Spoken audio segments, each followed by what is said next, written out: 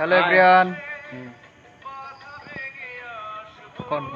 আমরা চলে যাচ্ছি প্রশিকা মানবিক উন্নয়ন কেন্দ্রে। এখানে আমাদের প্রতি 3 মাস পর পর কনফারেন্স হয়, সেজন্য আমরা এখানে এক রাত থাকার জন্য আসি। তো এখানে এক রাত থাকতে আসে আমরা অনেক মজা করি, এখানে প্রচণ্ড মজা হয়।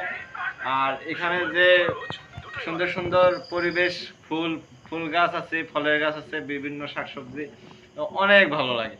তো সেজন্য আমরা আমাদের যদি কখনো কনফারেন্স হয় কোম্পানিতে, আমরা এই হোটেলটা বেছে নেই। এখানে অনেক সুন্দর পরিবেশ, আমাদের মনোরম পরিবেশ, সব সময় ফাঁকা, অনেক সুন্দর লাগে। সেজন্য এটাই আমরা বেছে নেই প্রতিবারের মতোই। আসলে আসলে অনেক সুন্দর একটি জায়গা। আসলে এখানে আসলে অনেক ভালো লাগে।